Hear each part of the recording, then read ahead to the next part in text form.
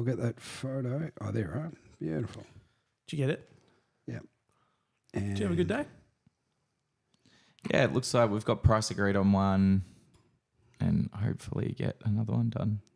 Get Very, some very done good. before the break. the break, and then we got a lot. Yep. So I think we all need. I definitely need a break. You need No, to be good. I haven't had one, so I need one. So That's it'll be awesome. good to have and get back into it on the 2nd. Straight back into it. Yeah. Ah, very, very good. Oh. Did you get some photos? Yeah. If you sent them to me, can you send them via email? Oh, My phone is being used for this right you're now. kidding This is me. becoming. No. This I is- probably should have told you that He's straight hopped out. away. He's You- hopped out of his phone, so he has to scroll all the way back down. Now I have to... You know what? We'll just get started Yeah. and we'll make Don't it a really stress. relaxed. Yeah. Don't stress. All right. I'm going to start us off with the Christmas music. Getting into the festivities. I don't have the Christmas jacket on right now. Shouldn't I, Johnny? You should. But I don't. So Disappointing. anyway, That's twice. let's jump into it. Okay. No. All right, guys, welcome back to another episode of Sports for Dummies, the greatest sports podcast on the planet. My name is Josh, joined by fellow dummy co-host John and special guest, my father, Juan Merchant. Juani. Dad. Johnny, how are you? Good Josh? mate, how are you? Very well. Thanks for having me on. It's a privilege always. You feeling merry? I'm feeling very merry. Had a good day today? Had a very good day. A couple of pints down at the local tavern there with some clients, which was good, celebrating their settlement. So it was good. Oh, That's nice always one. very, very good. You done now? Pretty much, yeah. Yep. So finished strong this month and Awesome. we've backed a few in for Jan. So got a few to launch. That is in real estate. Yes. Yes. We're Yeah. all real estate agents We're here. all real estate agents here. Yes, we are. We all work very, very close by. It's good fun. So That's good. Yeah. yeah. Now, the reason we've brought my dad on, he's a sport lover. He loves his AFL, for those who follow the Australian Football League. Do you follow the NBA? Yeah, I do. Yes. Do you really? you? How much? How much? Like look, if I asked you who's on the top of the table right now, would you know the answer? I couldn't tell you off the top of my head. Who do you go for though? I'm a Chicago Bulls man, purely from my days of watching MJ Yep. in his very early days, early That's going- 80s. Yeah. Yeah, so So, that- how did you watch it? Like how would it was it delayed TV? Oh, yeah, Was it was it delayed. highlights Was it on Yeah. the big box thing? It that was you would on the use big to- box, big TV. You'd get a lot of the sports. It was in paper as well. Okay. You'd go into the news agency back in the day and you'd have the NBA magazine. So That's cool. everything was there. So every team, yeah. What influenced you for the Bulls? Was it Jordan? Yeah, it was definitely Jordan. I think if you look at that movie Air, you know, Yeah. I don't know if, Yeah. if you, Great movie. that's a, you know, that was like teleporting back in time for me watching that. It was a good period movie. Oh. Like we obviously weren't born there, but even like the color scheme that they did with the camera, Yeah. you really did feel like you were watching a movie in the 80s. Correct. Yeah, it was really well. That was with Matt Damon as the guy who sort of scouts and gets Michael Jordan. But for me, watching Jordan play, and you know, you got to remember, like, you know, he had a shoe before he even played a game. Yeah. Yeah. They endorsed him, which was phenomenal. Like, it's never been done. And now So- they all, on the back of him, athletes are all mega millionaires. 100%. Well, they all have their you own know, shoe. Michael Jordan's mum, what a businesswoman, entrepreneur. Like, you know, she was like, if you're going to have my son's name on a shoe, he steps into the shoe. That the line that they use is when Michael steps on, it becomes the. Yeah. To me, his mum was like, "Well, you want my son? We want to get a cut of the pie." And wow, like if it wasn't for her, they would never have. Well, he didn't. So there's that for them, but then he didn't. He wanted Adidas. Correct. And she's like, yeah. your ass is signing with Mikey. Like, this is, you got to go for that. Like, so she was definitely, he had some good people, Good people in his around. corner. Yeah. Well, they changed the way it was done because he took a percentage of the revenue. Yeah, he did. And a lot Every of other shoe companies just got a fixed And now, Fixed sort of price. now you Now have everyone- to do it. Now all the top players have their own line. Yeah. And MJ's still beat Jordan, still win. Yeah, 100%. And you look back, Converse, like when we were growing up, you had Converse and you had, Dr. J, you had, Magic Johnson, Larry Bird. It was the, who's who of, they had Converse. Adidas was getting in. They were getting into the rap music industry. And then you had Nike who, everyone knew that they were great runners, but they weren't good for... weren't sexy or anything. Nah, Yeah. far from it. So the way they constructed and facilitated what they did, amazing. Do you reckon NBA? I know you said you don't follow it too much nowadays, but you have watched a bit. Like when I was at home, I know we watched a bit. Do you reckon it was better back then? With all those household names, I know that. I mean, we've got a lot of household names nowadays, but not the. We've got a GOAT. One of the GOATs in LeBron still playing. Yep. I think we just proved that he wasn't the GOAT. No, but I'm saying he's second. He's second overall. If you look at that. He's an all-star. Like he'll go down as one of the greats. But you had Bird, you had all these Magic Johnson, you had all these guys. Do you reckon that was a good era of basketball? Yeah, look, they had a lot of dynasties back then. So for me, it's interesting when as a kid, there was guys that were older than me and they were running around in Lakers Guernseys or, Celtics, because the Celtics and LA were huge in the 70s, very early 80s. And then Chicago really came to the fore, when MJ sort of came about. Late 80s, 90s. Early 80s. I remember watching him in the 84 Olympic Games and wow, like.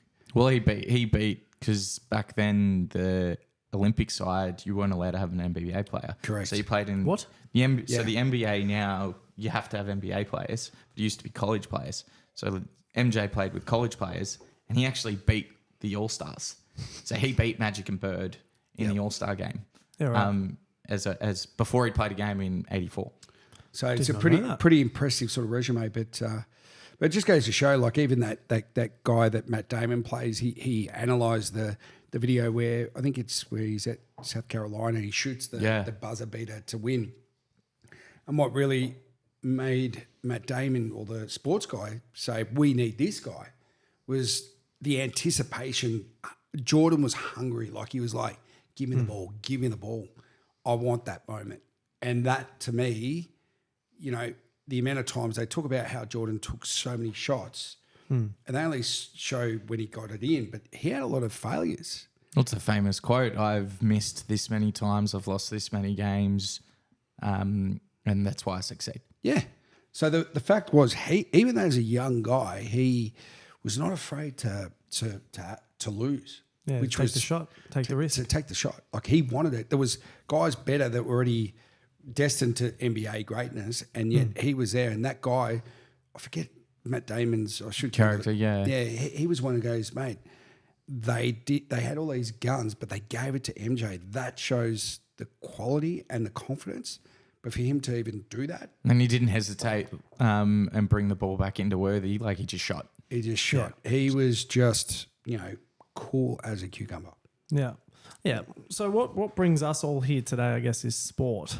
Yes. And that's the topic of conversation. Now, has sport been a big part of your life? I know I know personally how much it's been a big part, but for anyone out there who would have no idea we mentioned you like AFL. Yep. What age did you jump into sport? What was did you always have a footy in your hand? Look, growing up I was born in Canberra. We moved to Melbourne when I was 8, but prior to that, I really being in New South Wales, we were in Canberra, so there wasn't, it was rugby and then AFL. And did you ever play rugby? I played a little bit on the wing, but they were big boys. Like we're talking big units. I was pretty small, and I was a product of you when I was younger, so I can't imagine you going up agast these. They big were boys. big units. But look, played AFL. Funny enough, we went back and had a look at some of the images. Like Mum said, "Oh, did you know Aaron Hamill? There was a little fat kid who was playing up a year. Yeah. He played in my first side. So in Canberra? Yeah, in Canberra. Yeah, Tuggeranong, yeah. So Aaron Hamill, like for me, I was always a ball in hand, having a kick, loved running. Dad was a runner. Mum was a runner. Dad loved his long distance, so I would ride my bike next to my dad while he'd be riding, and with Mum, she'd take us down to the Oval and would run sprint work and so forth. She was a state runner. She was high caliber. So for me, sports was great. Growing up, when we moved to Melbourne, it sort of really took off. Like for us, it's a great icebreaker to make friends. Yeah. I think moving to Melbourne, we went and joined the local athletic Little Ass down at Seaford, which was great. And you become mates with a lot of the people there, and those kids that were doing athletics were generally the better players playing football. So we then joined the local team down there, which was Seaford Tigers. They wear the Richmond colours, and that's poor where colours. What's that? Not good colours. That's the best Guernsey in footy. I tell you, Josh, and it's got the best song. It has got the best song. I do agree, but I'm not saying I like the Bombers colours, Johnny. Yeah. Calm down. But calm to down. See, it's any From Tigers, any Seaford or it's got the best anthem. Look, the anthem after the game was fantastic, and look, we were very fortunate having, like, I played in a side that, well, I think juniors, they were pretty strong. I think we won 2 premierships. We had a lot of great players playing. But look, for me, sport, I nearly quit footy when I was 14. Okay, what was that? I just didn't develop. So I went from, in under 13s, I was, pretty skillful. I was a captain in the league side, got best on ground, won the premiership. Well, the team won a premiership, got the best and fairest. And then the following year, I didn't grow. So everyone shot up. That was exactly what I did. Yeah. I mean, you coached me, and what was it, under 14s or under 15s? Under 15s, yeah. It was under 15s. We won the granny. Dad coached us, which was good. Yep. And we were a pretty poor side the year before. Correct. I think, what did we come? We finished last. We couldn't win a game. And then the next year we came out. I think Dad did some good recruiting, but I think just the synergy between the team. Was that the old going from blue division to gold division as well? Yeah, there was a bit of that. We won in 14s. I remember that. Didn't win a game in 13s. Went down to 14s, won. What year did you play footy? I was only a few years older than you. No. Like, did you jump in under 9s? Under 9s. Yeah, of course. Eddie Dodskick in Cronulla. Yeah. I was there participating with him. Yes.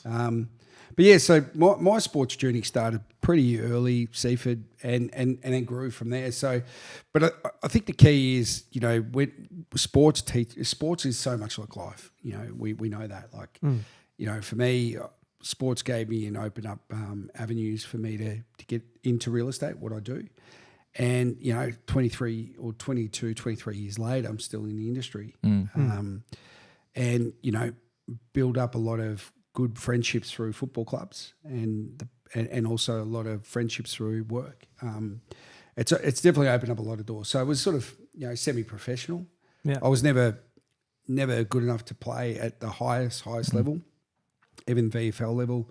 Went down there. I was named emergency a few times, but my application to hard work was just not there. And if you want to be the best you want to be, you got to be a quick. You got to do all the great things that you don't like. I will add to that, though, as a local footballer, having watched a lot of your games, one was very exciting to watch. I saw him kick a bag many times. He used to get the elbow out too when he hit a contest. So you're selling yourself short a little bit. I was going to say, you're a very good local footballer to watch. Local football I enjoyed it. I think it's funny, I always had, What position did you play? I played in juniors. I was like on ball, half forward, and then as I got to senior football, mainly half forward, and then second change. So like now it's different. Like if you're on the, they have the rotations flat out. Of course. Back then you were basically on the ground, and if you were injured, you got to keep playing through it. So for me, I think under 15s was a real eye opener for me. So coming out of the under 14s, I actually said to my dad, I don't want to play footy anymore. And he said, why? And I said, I just suck. I went from being really good to just I wasn't even in the top 10 players in our side. Yeah. And then we went into under 15s, and he said, look, just keep at it. And I only weighed, I think at that time in under 14 grand final, they used to do the measurements and how much you weighed. And I weighed 35 kilos. Could they even do that now? Is that physical? Now it's fat shaming. It's fat shaming. I mean, yeah, you got kids that were quite big, and mate, I was like a pretzel. So that pre-season, I remember Mum took me. You know, her sister lived up in Ulladulla. My cousins were quite big units, German big guys, and I went up there and they fatted me up. So I came back and actually put on about 15 kilos, believe it or not. So went from 35 to 50 kilos. What were you eating? Lots of Wheat Bix, believe it or not. Lots of Wheat Bix, which was huge. And just eating wholesome food, which was good. So, and then under 15s, I sort of started to get, back into that rhythm and started to catch the eye of some of the scouts. And back then you had the Melbourne and you had zones. So you had St Kilda predominantly looked after the peninsula. And then you had Melbourne that was pretty much from, I think it was Patterson Lakes was a cutoff. Yeah. Okay. And my dad and Mum had split up, and Mum was living in Seaford, which was zone St Kilda, and Dad was living in Patterson Lakes. So I had a foot in both camps. So I was training at Melbourne and with St Kilda, which was great. And then they scrapped that under 19s, and then they just brought in the Stingrays. So from there, I realised, What is the Stingrays? For those who aren't watching, that's probably the level. That's a rep footy for the under 18. If you for your district, you try out, and it's basically rep footy for your area. So, I was lucky enough to sort of dad was really instrumental in saying, "Come on, mate, just keep at it. Don't worry." Like I remember he grabbed me leg one day and he goes, "Son, you got little legs, but look at me. You're going to be twice as big as me." And years later, he sat next to me and goes, "Shit, look at those pegs. Like you were a stick figure, and now look at you." So, it's perseverance. So, I think in today's day and age, we tend to sort of go, "Oh, it's too hard. If you don't like it, don't do it." Well, if Dad had done that with me, I wouldn't have played. I'll tell you a really good story. That's why we're here. Seaford. So we go from under 15s. We've won the flag. This, we had a couple of guys. Best league BNF. Guy kicked 100 goals in 15 games. So we're Who was that?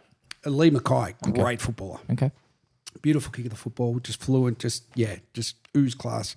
We had a couple of really good players in that squad. And we went from under 15s to 17s. Anyway, my mate PK, he was a year above me. So we're playing, and there was a coach back then, and God bless his soul, he's no longer with us, Kenny Doherty, hard as nails. He'd been at Vietnam. Every second word was fuck. It was, but we had a really soft, we had a great coach who nurtured us. Neil Godkin, he was very influential in my life. Like he was a bit of like a father figure. And I think as a young guy, I looked up to him because he was just such a really good calming influence. And at that time, I probably needed it. But then when I got to under 17s, we had this guy, Ken Doherty, and this is a really good story. I tell some people this, and it's interesting. They go, "That's really good what your dad did," because we had a practice match at Seaford, and they used to have the seniors would play on a Wednesday night. It was like a night comp, and as an under 18 or under 17 at the time, we would play the curtain raiser. Yeah, and we're playing, I think, some side, and I've had a pretty good game in my eyes. I kicked 3 goals, one over the top, ran in pretty easy. The other 2, I took some nice strong marks. Had about 22 touches from the midfield. It's pretty good. That wasn't bad. That's so I thought. So I'm walking off the game and having a bit of a laugh, and I walked past the coach, Ken, and it was the first game I played under him, and he's looked at me. He's fucking grabbed me by the throat. Couldn't do that now. Couldn't do that. Grabbed me by the jump, and he goes, "Are you fucking happy?" And I said, he goes, "Because I know you've got more in you, you lazy prick." Yeah, get in there and think about it. And I just, at the time I was like shocked because my previous coach was really, softly spoken, would get the point across. But this guy was really hard. And we got in the car. So after the game, and I think that's the most important thing, by the way, when you're parenting, and I always say this as a coach, I say, when you jump in the car, it's that car ride you have home with your kids that can really help the kids grow because what you say to them can either break them or make them. And, Dad goes, "Oh, you're a bit sheepish, mate. How do you reckon you went?" I said, "I thought I did all right, but the coach just ripped me a new one." And Dad just listened. He goes, "Okay." He goes, "What do you think?" I said, and this is what most kids would have. Dad, I don't know if this is right for me. Maybe I need to move to a different club. I don't want to play with a coach like this. Dad turned to me, looked me straight in the eye, and he goes, "Son, you know what? If the guy didn't care about you, you would have walked straight past you." Yeah. That's so true. The fact that he grabbed you, he could see your ability, he could see your potential. Mate, he cares for you. Yeah. Now, you could take it two ways. You could cry, put your tail between your legs, or you rally and you work your ass off. Yeah. And you know and find out what he want and play for him. Yeah. So that year was awesome. So I was one of the smallest guys, and I just realised what he loved was, he just loved carnage, like guys running in the packs. And there I was like kamikaze, just doing what I wanted to do for my coach. And look, I have no doubt there was a couple of guys in our side who were quite bigger than me, and they got berated a few times in the huddle. Sounds like when the great Ron Barassi passed away, they had the clips of him just berating everybody. I don't know, he gave Malcolm Blight a few, he grabbed him by the throat a couple of times. Jared Healy, get him off. Yeah. It seems like that old school coaching. Yeah. But players, when you hear the old people, older players explain it, and like you are now, people, they respected it. Yeah, look, to me, I think our society now has gone a little bit sort of, we've become a softer society. So when things get tough. Well, North's coach, the coach that just got the boot, I'm pretty sure he tried to be similar. And he tried to be similar, and the players pretty much just like, nah, can't play for you. That was John Noble's. Yeah. John David Noble? David Noble, yeah. Yeah. So apparently he had that tough. He had that tough edge. Yeah. And look, I think you've got to read the room. It's like anything, calling an auction. You've got to read the room. Nowadays, look, I coach in junior football, and there's times where, you really want to give it to, the team, because you could see the effort that some of these kids are doing, and then you see the efforts that some aren't, and you're sort of sitting there going, these guys are busting their hump. They'll walk through, fire, coals, whatever. And you got guys over here, they're guaranteeing a game, and if you take them off, mum and dad over there might have a bit of a complaint, So you've got to tread a little bit more carefully. What do you think about participation awards? Do you have to give them out? Well, because you're a coach, and that's obviously everyone who's watching can see the Franks and YCW. Dad coached me. How many years of footy did you coach for me? I coached with you, that's going back 10 years ago. I coached 5 years with you. 5 years, so I did 2 years in the under 9s, under 10s, and then 14s and 15s. And then you've done Eli. I've done younger brother. 11s, 12s. Sorry, no, 12s, 13s. Yep. Sorry, 12s, 13s. Now I'm doing 14s. Yep. So look, you're going again. Going again. So we've already started pre-season, and the good thing is, to me, it's like you put a structure in place with the young boys. They love it. They'll eat it. They want that discipline. The problem that we have now in our society is the kids don't have discipline. They don't have good role models, and I think sometimes as a coach, you can. To me, it's about connecting with that person, finding out what they like, what they do. So, I find out I know the kids love basketball, and some of them don't love football, but I find out what they're doing at school, how they're going, what's happening, are they adjusting? Especially this year, it was year 7. A lot of these kids transitioning from grade 6, and we've all been there, going from new group of mates. Yeah, new group of mates. We've been, you go from being the king at primary school, jumping into high school, and you're sort of like, oh yeah, you're restarting. It's a completely reset, and you don't know what you're going into. Yeah, so unless all your mates from primary school have gone to the same high school. Yeah, but even then, even then, that you're group, still you become the prep again. Fractures a little bit. 100%. You're hanging out with kids that you probably didn't always all the time. Yep. So it changes. So this year was interesting. I thought it was the boys handled it pretty well, but I thought as soon as we didn't want to bring the boys back that week when they were adjusting to school, but it was interesting. I had a couple of the boys come up afterwards and they said, it was really good to have all the players playing together and training earlier, because we're at school and we're all sort of in our little class zones, and we're sort of, with football, it brings them together. Yeah. So that's what I love about football. Everyone coming together and a common purpose and goal. And look, it's not about winning or losing. It's about getting better. And that's what I try and say to the guys. And that's not just in, football. You might get an AFL player. The percentage is very, very unlikely, but it's about getting these boys to become good participants in our community.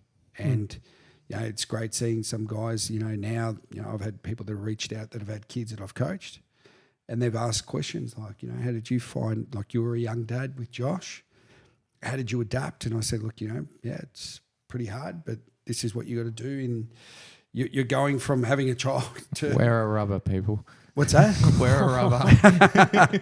Well, yeah. But we're glad you did it. We're glad you did it. Thanks, everyone. I'm here. I'm very glad that. But look, it's just sometimes when you're in life, you feel you're alone, and and I think when you're in a team environment, it's good to have those mates around you, but also people that that like as a coach, I care for the boys. So I'm not going to sugarcoat it. Like, I've had some chats with some players that I had one just recently where a player was he said, you're a little bit harder on me than the other kids. I noticed when you go around, and after each game, I'll go through and summarise a kid. So I'll go through and say, Johnny, well done. You had a great game. You had, 28 touches, 10 defensive knockouts. Mate, awesome. Top 3. Again, consistent. Josh, unbelievable. But I also will say, hey, just work on that little bit of, that guy got away from you a little bit. But I won't highlight that in the group setting. But this kid was sort of like, oh, you compliment everyone else, but you're not as excited with me. And I said, well, it's funny, your ability versus the other kids that you pointed out, your ability's here. These kids' ability's here. I know what I'm going to get with these boys. What I expect from you is the output here, and you only give me this. Sounds like what your coach did to you. Yeah. You can't grab him by the... I can't grab him by the throat. I can't. And look, and to me, there's times, and I think in my, last year, I think, there was one game where, most of the time the parents are always going to come in. I'll be up front. Look, it's hard for coaches. I give my... Anyone who's participating in junior sport or even senior sport, one, it's time consuming. So, the time and effort you put into getting to training, setting up, rain, hail or shine, you've got to be there. Yeah. Like, I can't sort of go, oh, I'm sick. There's no days off. There's no days off for and me. you've got to plan all the drills. I've got to plan all the drills. The training. And then, when it comes to game day, I've got to look at my rotations. I've got to check out who's who, do a bit of research on the opposition, but focus on what we're doing, etc. And then summarise, and then they say, you got to come back to the rooms and, give out awards, blah, blah, blah. And then it's Groundhog Day for, 15, 16 games. If you're playing in finals deep, you'll play 18 games for the year. Yeah. And then you've got pre-season. So to me, anyone that's participating, I think, or doing that, you should, as a parent, I always did this. Anyone that coached you or, with my other son, Eli, or for that matter, my daughters, whoever coached, I always say to my kids, listen to the coach. Yeah. Just give them your best and always thank them for what they do. Yeah. Be appreciative of it. And I got that when before I started coaching you in under 9s, I was, and you know this, Johnny, watching me, I did blow off a couple of hamstrings. And to me, the guys who really helped me get back where I needed to be was the physios. Not the physios, the massage. Guys who give me the rub. The guys who give me a rub. And the best thing was, I would always, most people just come in and they go, yeah, I need a rub. And they don't even say thank you. And I would always just be thankful. Like to me, you got to go in with an attitude of gratefulness. That's why you're always first. You're always first on the list too. Well, there was a little. Did you know the story behind that? No, I think I told you. Explain. Okay. Oh, it doesn't matter if I've heard it. I'll tell. Let's tell the listeners. I'll unpack this. So when I was 21, I sort of ripped my hammy off the bone. So I was off for about 10 games, and as a result, I had to do yoga and get my core strength Sure. better, which was good. But what I found was the physio said you need to make sure you get a good lot of deep heat in there, get it warmed up, and you need to make sure of that. So at that time, there was a couple of older guys doing the massages, and what I realised was I've got to become really good friends with these guys because they're going to help me stay on the park. So I didn't probably do that for the first 1 or 2 years, but then when I changed clubs, I really became friends with the masseuse. And the first session I said, "Okay, mate, my name's Juan. You're going to see me on the table a fair bit this year." And he sort of laughed. He goes, "Oh, there's a few of you guys like that." And he goes, "But you're a young buck." I was 22, 23. He goes, "How old are you?" And I said, "I'm 22, 20." He goes, "Mate, usually 30-year-olds, they got the calf." And I said, "Well, look, I did a hammy, but I just need to get really loose, need you to get stuck it around my glutes and my hips to just, so I'm relaxed and once I stretch up, I'm going to be fine." And after the first session there, I went I went to the bar, and that was at Hastings, and I said, "Mate, what do you want to drink?" And he goes, "Oh, I love a Scotch and Coke, mate." I said, "Yeah, beautiful. Good man. Good man." So I got him a Scotch and Coke. And then Do you want a Scotch and Coke, Marty? I'm good for now. Maybe a bit later. Okay. But we might crack one shortly. But so the other trainer came in and said, "You want one as well?" And he goes, "Yeah, that'd be great." He goes, "Do you know, no one's ever brought me no one's ever got us a drink." Right. And that made me think, I thought, shit, these guys they get, I don't know if they got paid by the club. They were just there to help out. And it's a lot of work. It's a lot of work. They're there work they before put in. training, after training, icing people up, blah, blah, blah. So I said to the boys before the game, before the year, I said, "Guys, you like your," back then there was Woodstock bourbon, Jim Beam, and I used to drink it, the big cans, you got value for money. So I went and got them a slap, both. Said, "There you go, boys. I need some help this year.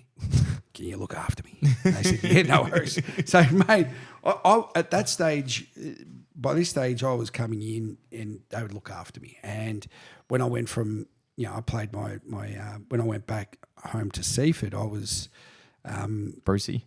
What's that? Brucey. There was Brucey, there was Kenny, and a few other guys there, and I did the same with them. I sort of said, "Look, if you can look after me," and Tuesday night for me, I would be basically getting a good, half hour deep tissue massage, go out, train. Thursday, you need to be up and about, and game day, I'd come in from work, so I had a really good arrangement with the coach where he said, "Well, look, I'll talk to you."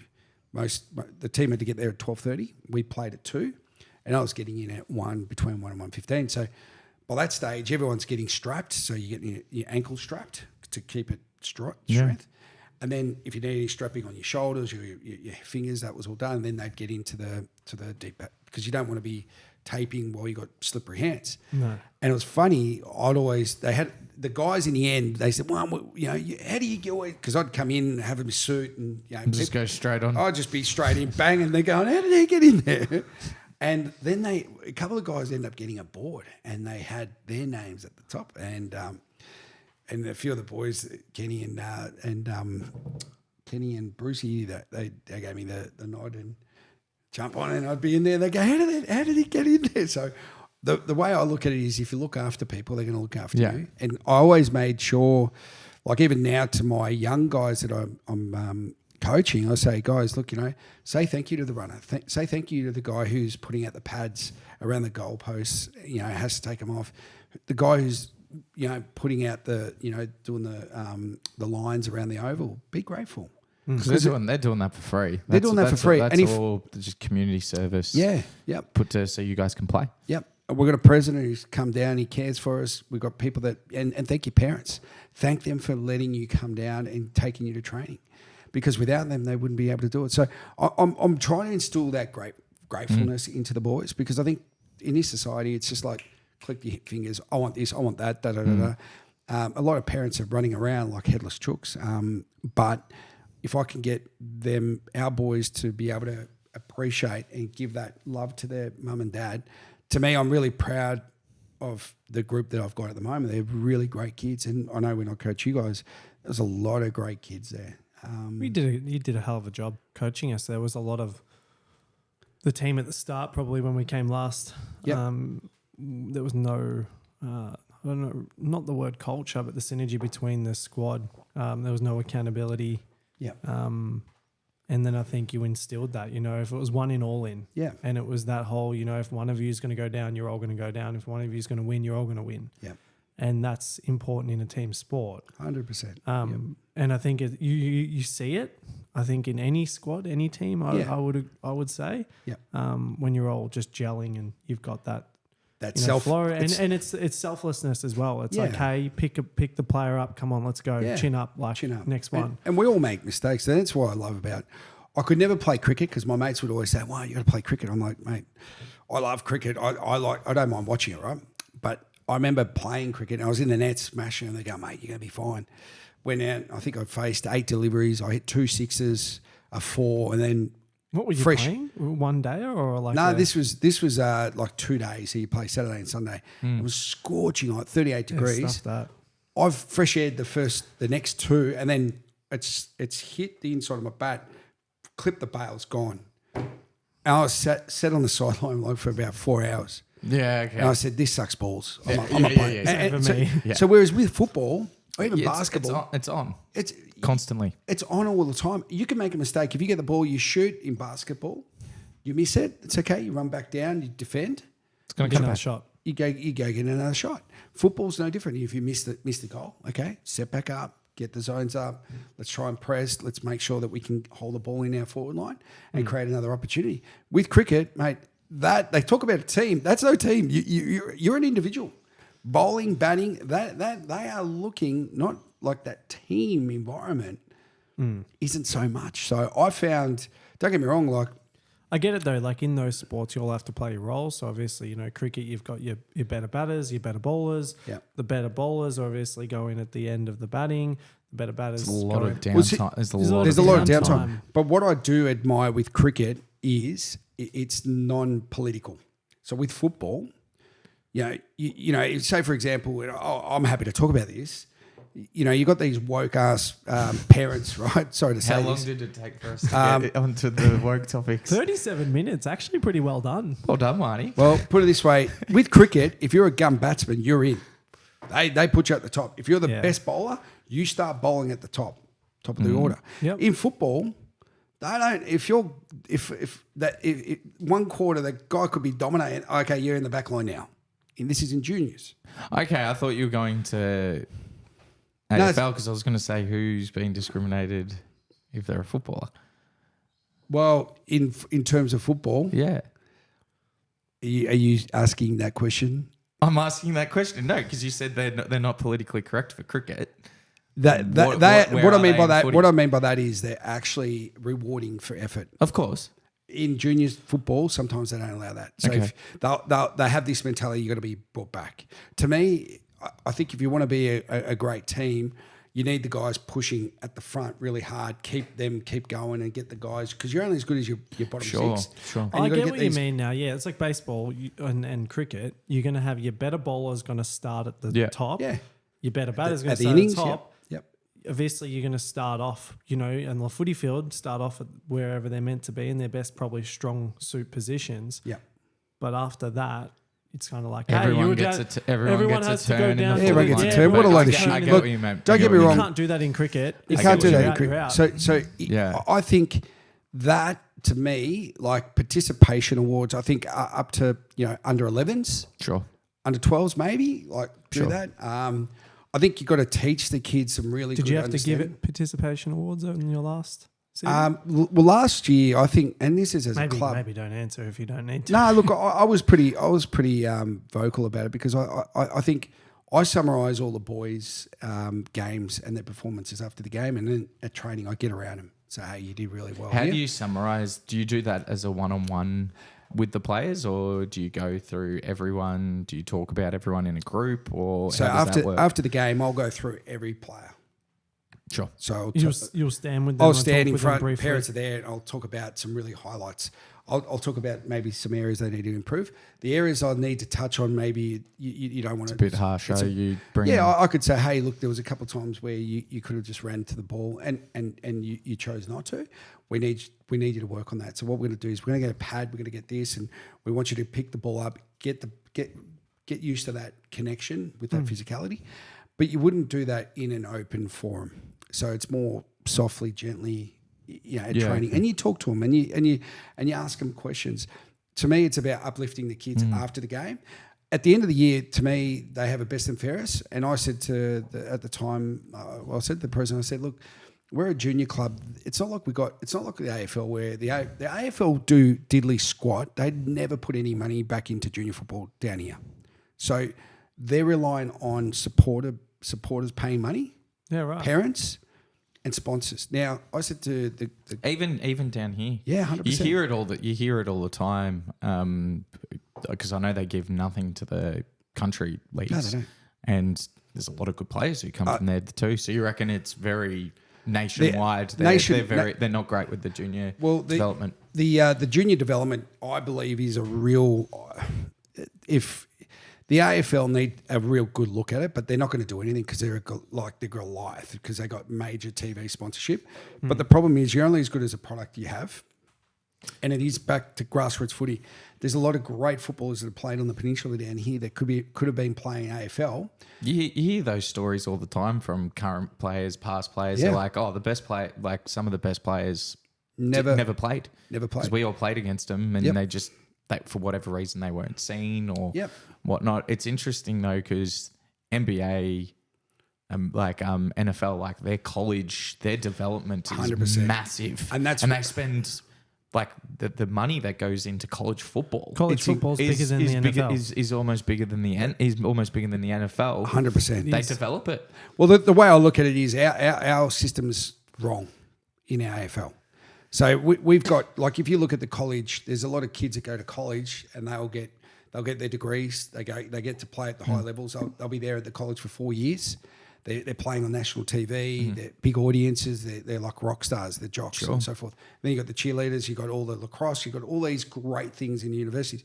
Here unless you're a private school boy up in the city, very rarely do you see any of that sort of stuff or momentum down here. Do you reckon that's due maybe to the numbers, like 300 million versus 20?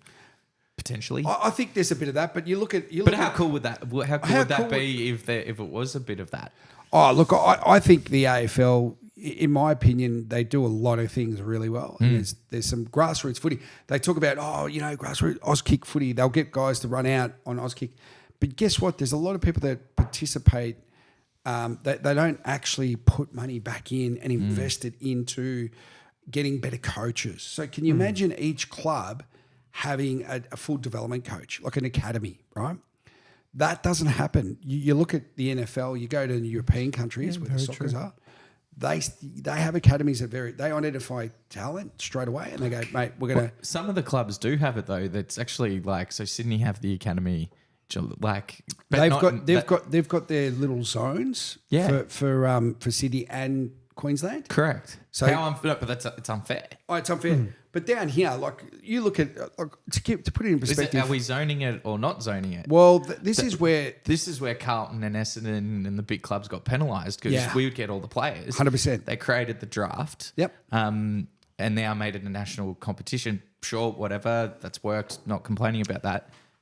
But then some new clubs all the new clubs get the academy. Yep. Get their own zoning. They get their own zoning. So see, Gold Coast Suns, Dimmer's gone in and he's cherry picked. I think he got 4 blokes that were probably going to be in the top 15 and got them really for peanuts.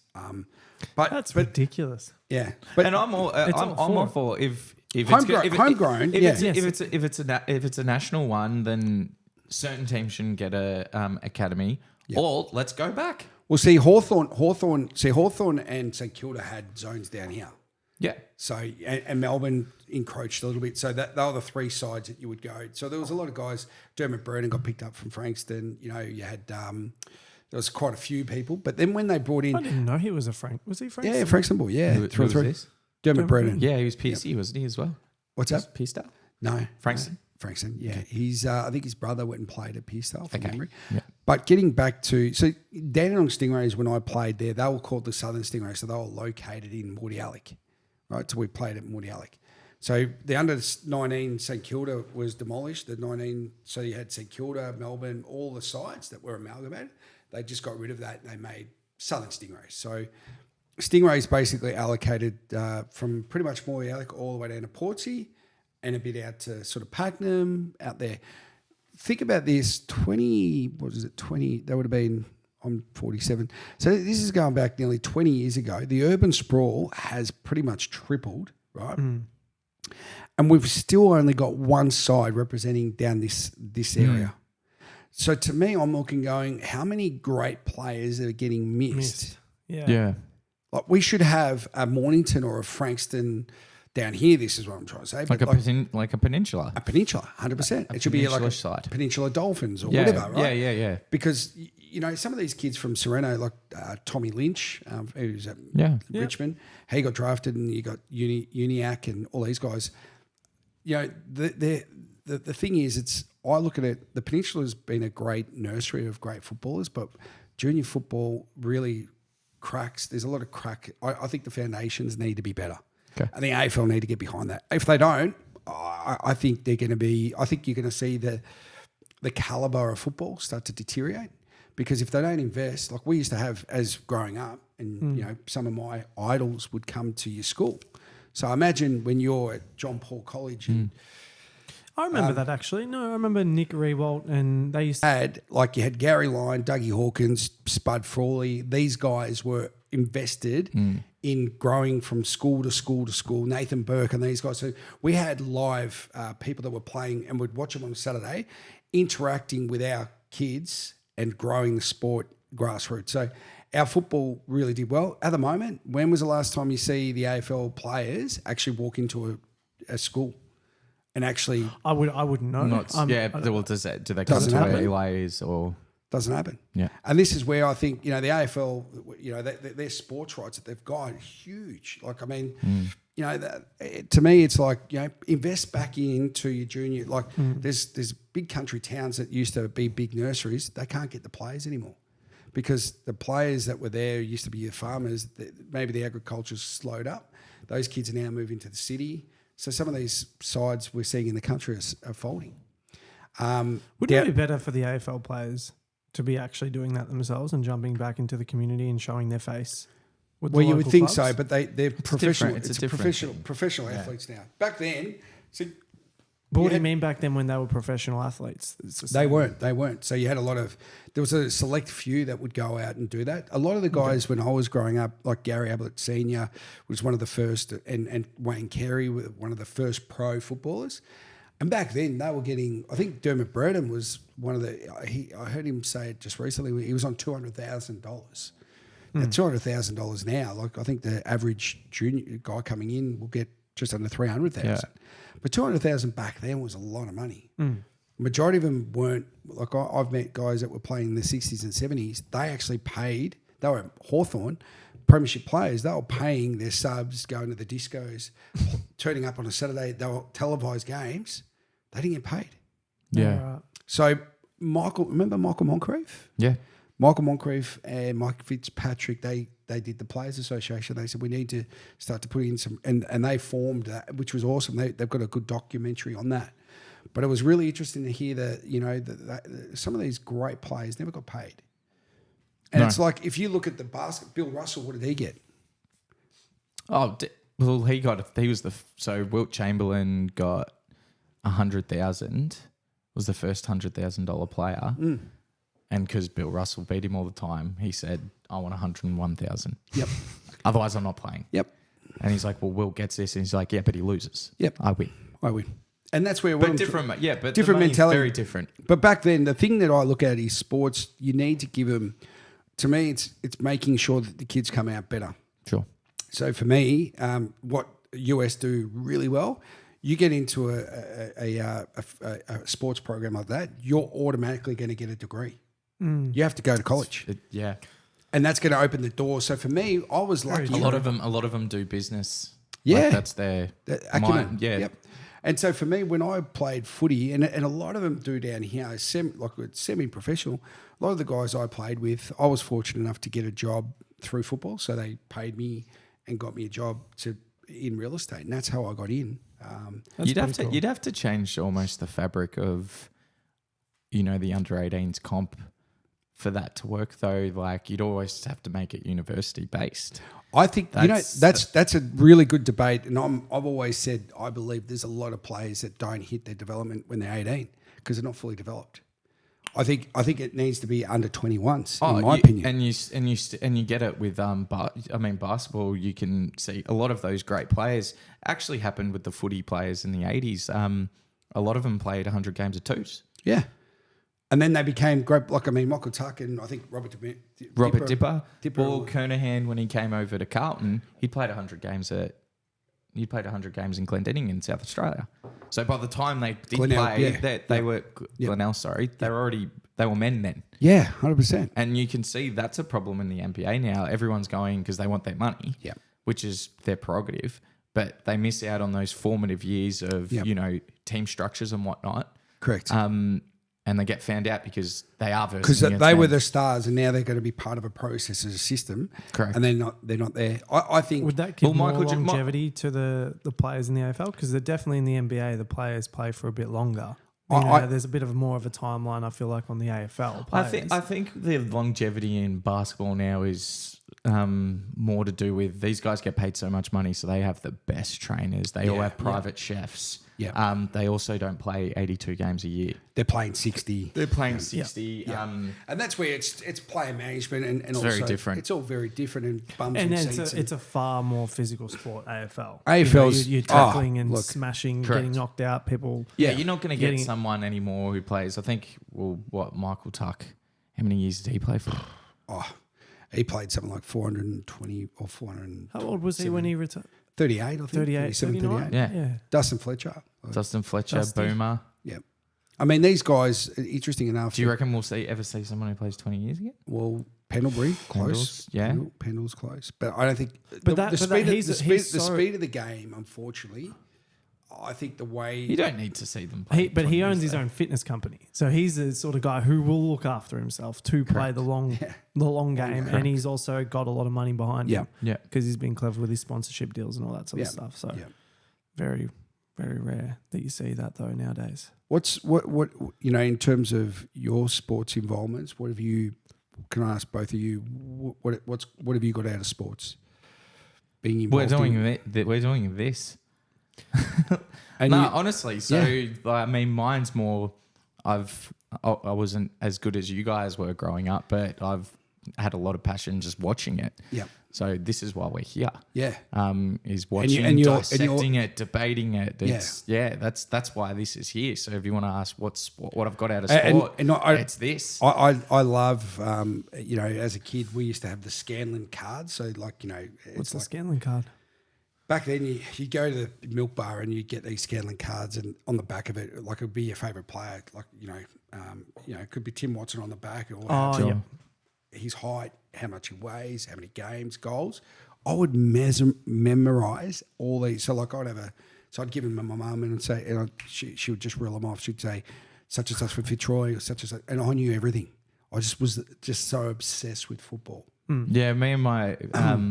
One of my mates, Pat Morrissey, when we were growing up, we would, when we'd go to their holiday house in Geelong, we just every day, because we would be there for a week or so, just look forward to going to the news agencies so we could pick up an X-Pack of footy cards and then create your dream side. Yeah. Or Herald's, I don't know if they do it anymore. Herald Sun used to, for a limited time, have a token.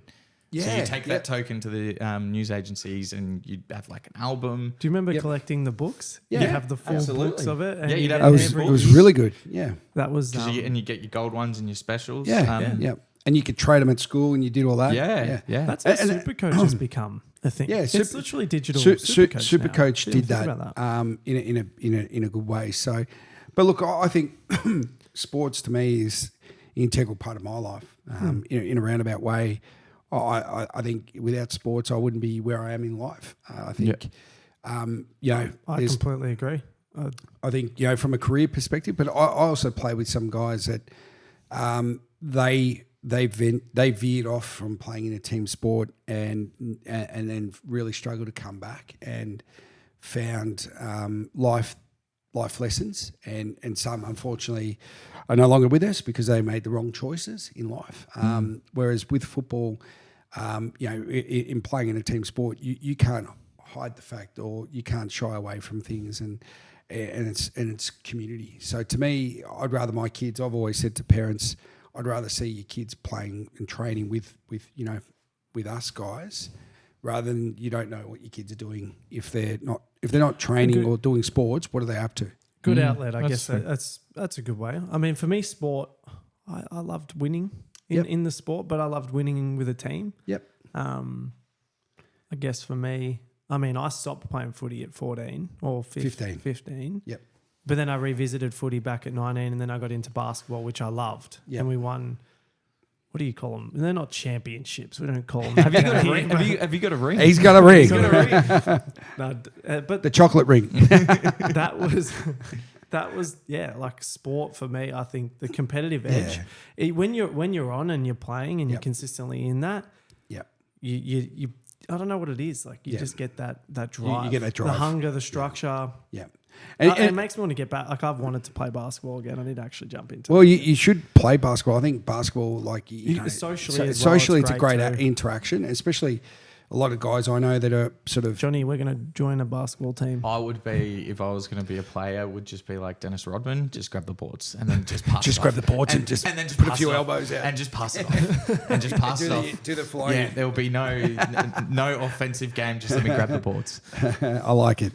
And that would suit you to a T, Johnny. When you played footy, you were like that, Inspector Gadget, and hard as nails. But it's important, I think, when you look at sport and what it brings. Like, I mean, I've just picked up golf, like the last probably being in real estate, having probably the last 10 years dabbled in, playing golf. You have to be pretty consistent with it. But, there's nothing better than when you smoke one right down the middle. Oh, we were playing some incredible golf over the last few days. Yeah. I mean, Who wins out of you two? Dad, Okay. comfortably. Not comfortably. Sometimes So the one thing, this is why I come back to sport and winning, it's whoever you're versing. So if you're versing someone better, you play better.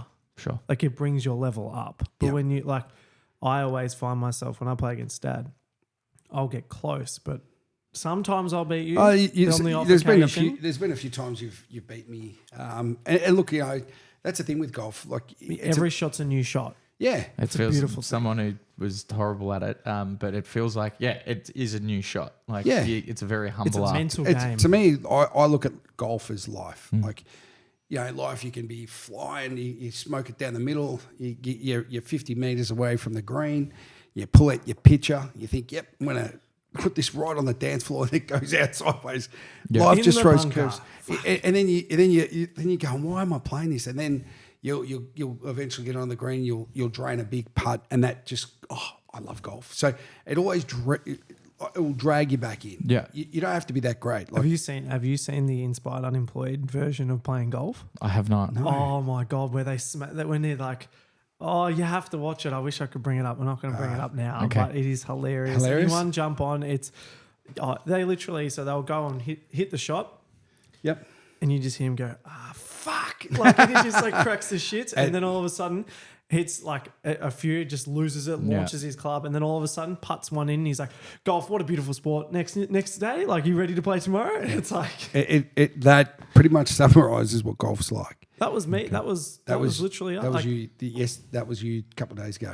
So. Yeah. I got some questions for you, Wani. Yes, Johnny. So you've been watching sport, in particularly footy, your whole life, pretty much. Who was your favourite player when you were growing up? For growing up in the AFL, I followed Essendon, so the Mighty Bombers. Growing up, I loved Tim Watson, number 32. I had that and Terry Danaher, TD. Simon Madden was an awesome. He was a star. He's one of the best ruck forwards. Yeah, just his you'll arc, ever see. like his craft work was amazing. But also my dad, our dad, he was a mad Geelong supporter. Funny enough, Why was Dad Geelong? I have no idea. How did Dad get into Geelong? I don't know. I'd be guesstimating. I guess I think it was the the colours. Like he Okay. I think he liked the light blue and the hoops. Yep. I don't know. Like mum's Carlton and Dad was Geelong. So but I loved watching Geelong. I mean, you got to remember in the 90s, late 80s, early 90s, you had a guy there called Gary Ablett Senior who was just an absolute freak. How's the parallel? MJ started in 84. Gary Ablett was 84. You had two of the best athletes in two different countries. Yep. Would have been cool to watch. Yeah, it was. Look, for me growing up, we were so lucky. You know, Magic Johnson was coming past his best. He was thereabouts. Like I remember watching. You had Larry Bird and Magic. That's what I mean. You had such a good era. And then all of a sudden you had you had sport. Feel like sport was just and you saw how no politics too. I feel no, there was no politics. It was just sticking to your lanes. But watch Playing how and winning. Watch how they broadcast the game, like the intros. Like they give these beautiful intros when two sides were going at each other. Really put up the drama. Yeah. Now it's just stuck on. It's just stuck on. It's It's electrifying. It was electrifying. Like, I mean, we had Gary Ablett Senior. Yep. You know, you think about the era that I was fortunate enough to watch. Yeah, Wayne Carey. You had, Gary Ablett Senior, Dunstall. Everyone forgets Dunstall. I mean, this guy would kick 100 goals year in, year out. And he passed it. Yep. Johnny Longmire kicked 100. What do you mean he passed it? He used to passed the actually. ball? So Lockett was just Goal, goal, while Yep. Dunstall used to pass it off. Yeah, he'd and he pass it still off. kicked over 12. Then you had, you had Warwick Kappa. Yep. Kappa. He had a few. Yeah, you had years. Modra. What a freak he was! Like watching him, his highlight reel. So you had, and then we had Matty Lloyd when I was like in the 2000s. Matty Lloyd was prolific, and you had Fev. Like, I mean, the thing that and Buddy's probably going to be the last guy to ever kick 100 goals. He's the in a last season. Yeah, You don't reckon that'll ever get broken again? No. Well, Unless I they, think the game has changed in terms of what you named about all those players. Also comes down to the structures that have been playing. Correct. A lot of one-on-one football are there, and they had their own character. Yeah, they all brought something, and they put their persona was how they played. Spot on. Now it's a lot more. Is it robotic? The word you would say? I would say that's not necessarily on the players. It's the game. It's the way they do it now. It's like setting up from defense from their D50, caressing it out, and then it lets the opposition formulate and get down deep. So would you say it's far more strategy than it was the player capability? Yeah. So now it's correct. Yeah, I reckon that's exactly in a nutshell. So I think someone like a Carey would still dominate. Gary Ablett Senior would probably have to have. He would take some amazing marks. I reckon he would have drilled a few blokes, but now he would be suspended for 10 matches for physicality would be a bit different. Has it gone out? I mean, I feel like over the last, I've only seen probably since 10. I was probably watching it intensively. I feel like the physicality is completely out of the game with the concussions. So and that's fair enough. I'll push back on that point. The physicality in terms of cleaning blokes up has absolutely gone. Yes. These guys though fucking run as they're the hitting speed hard. that They're hitting harder. These guys are going hard at the ball. Yeah. Like It's the courage is absolutely second to none. I would just say not having that. You can't run through a guy anymore. Yeah. No, AFL is the toughest sport. I will agree with that compared to NFL. You've got 100%. Maybe other than rugby. So 360 people can come at any. And that's where you get hurt. And that's where you get hurt. And look, I love my gridiron NFL. Actually, I didn't even think about that because rugby, it's always you're on one side. Well, your body's rugby's coming. So you know it's coming. It's coming. So you know it's like anything in any sport. You can be submissive to it. You can embrace it. When you don't know what's coming from behind, you're running back in the pack and go for a mark, and someone's crunches you in behind. There's nothing worse when that happens when you go back with the flight and you're they call it a hospital pass for a reason. Bang. Oh, I mean, how Jonathan Brown, like the marks that he took, but what was so great about him actually hurt him at the end because he got silly. It was almost silly. He was so courageous. I mean, look. We could sit here for days on end and talk about how good was Jason Akamatis. I know he came to my mind. He was a very just good because player. of Jonathan Brown. He could kick left foot, right foot, 60 amazing. metres, his goal sense. Yep. And for the moment, he knew when he had to stand up. He lifted. He could lift, and I mean, look, it does help having. I mean, he could go get his own ball and then be on the outside when you got Voss and Simon Blake dishing it out, and Nigel Lappin on the other wing. So they were phenomenal. That was a very good side. They were a great side. Well, that's a good lead into the next question. What's the best side that you've seen since you've been alive? What do you reckon if you had to pick one side? Who was the best side? I think the best side that's ever played in the whole of the AFL VFL is the 2000 Bombers. So for a single year, For a single year. I've got the same. It's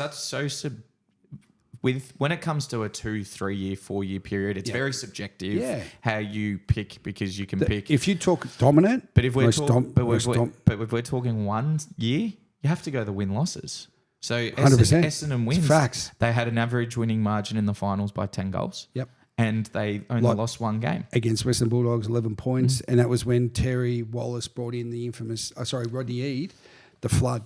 That was the first bit of the game changing. Yeah, 100%. So bit of strategy. so they flooded the forward line where Scotty Lucas and they couldn't move at Marvel. So so I think if you look purely at statistics, you would say that. Well, I think for 1 year though, you have to go the win-loss record. Yeah.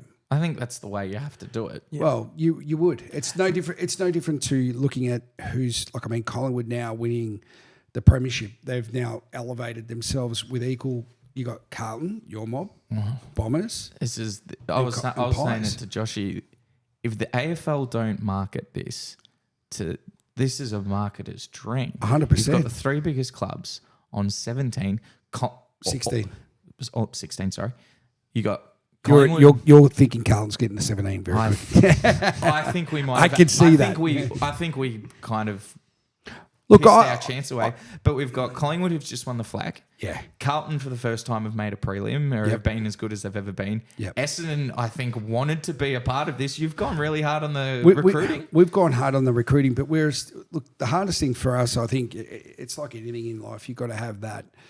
You look at the great teams like your Geelongs, Collingwood, the Sydneys, all these, that have won flags recently. Hawthorn, they've been there, they've made the finals, and it's that little bit of the only team I've ever seen, and that was in 1993. So as an 18-year-old, it was 17-year-old. Sorry, it was one of the best years, the Baby Bombers, and we weren't expected to win at all. So we'd come from, and we were in '92. I think we finished 10th. We were lucky to just scrape into the finals. We had to win, I think, 3 or 4 games, and it was a fairy tale. We had Bombers. And you came up against a very experienced Carlton side. Carlton were red hot favourites, and we towed you up with pure speed. Well, you kicked 9 to 1 in the first quarter. First quarter, we blew them off the park. So to me, that there, I'm just talking, I look at this year, Collingwood, what they did. I hate Collingwood. Hate them. I hate them too. But I tell They you play now, the right way. But I tell you now, what Craig McRae has done leadership-wise, how he's playing a style of football that actually is very good to watch, and they just will not. You know what? They're letting every player in that team play with their own flair. Correct. And that's the difference, I think, a lot with strategy too, but with spirit.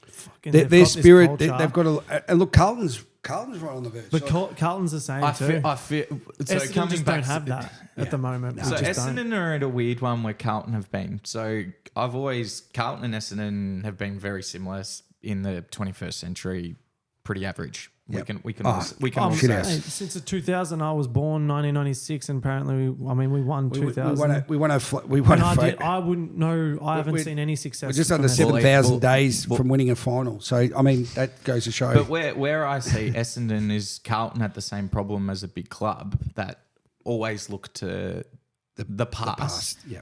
Carlton, when there was no pressure on us, we would win a few games here or there. Then the next season, you expect something big. Yep. And we'd fall off under the pressure. I feel Essendon, so 2021, there was no expectations on you. Yep. had a bit of a soft draw, but I could see it. He's made the finals. I'm like, he's going to get beaten here. Yeah. Because 100%. the reality of it. Sydney smashed us, yeah. And I think you had this year. There was no pressure on the Bombers, and you started really well. But then you would started talking top four. Mate, Carlton had the same thing last year. We had no pressure. We were then killing it. Yeah. We fucking fell out of the finals. But John, and I'll say this, Josh, in sport, life, pressure gets the best of everyone. I heard a really good thing by a lady. She's a tennis coach, and she's a global speaker. She's done a TED talk and all the rest of it.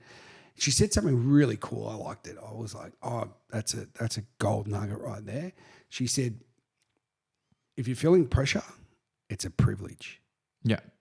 Because not many guys, how many people that if you're working in, say, real estate and you've got pressure to sell, at least you've got something to sell. Do you know what I mean? Yeah. If you don't have nothing and you're sitting on the couch, where's the pressure there? There's nothing on you. Well, I've flipped one. I heard one too that was similar. It was like you can be a nobody and struggle with life, or you can struggle to be somebody. Yeah. With the struggles that come from Come actually with it, achieving yeah. something. Yep. So how do you want to look at it? It's how the perspective and how you're looking at it. But to me, like pressure in football, I think the outside noise, and that's where Collingwood was really good. They actually embraced it. They got the dads to come down. I don't know if you saw that. They invited the dads down. They had a kick off. They got the mums involved. They had a mum do a pre-match spiel, and was Yeah, it was televised. really, really good. It was really cool. They really made it a family club. And Craig McRae, the way he spoke about, just a synergy. I think Voss did an awesome job for Carlton. Well, I think he was about to get the ass. yeah, he was. And look, I was close. Well, you guys at the start of last year weren't that red hot, and then all of a sudden you... Well, we were calling. So, I mean, we fell off at the end of last year when we had a really strong, we're talking 2022, and we fell off at the end, and we were supposed to improve. And by the middle of the turning point, really, we lost to the Bombers. So even then, our shit period, we've actually beaten the Bombers. So it was sort of like a symbol, like we're losing to the Bombers now. yeah, And I think everyone, and I was I'll put my hand up. I was one of them. I'm like, I remember Boss has got to go. Remember that time? We were in Mornington. We were in Mornington. We were in Mornington. And we won. Peter Wright came back, kicked 5. Yeah. And, it was all... But, I heard a really good story, and this is where it comes back to... Ed Curnow had a property down in Geelong. Yep. So he's got a farm, and a few of the boys went down, the whole team went down, and the match committee, and they just got on a piss, had a few beers, and a bit of the truth syrup came out, and it was like, let's have a chat. How can we change this? And I think in life sometimes you have to, I think most teams Have a bit of fun. You got to have fun, 100%. That's what Collingwood definitely do. 100%. And Collingwood did that when Mick Malthouse was massive on it. Yeah, he was. I know they called the Rat Pack or whatever, but Yep. he was big on, guys, if you have obviously don't be silly about it, Yep. but like if you need to have a drink after a game, have a drink after the game. I need you to relax, because if you're not relaxed... Well, the thing was, I remember play well. selling a house for a guy.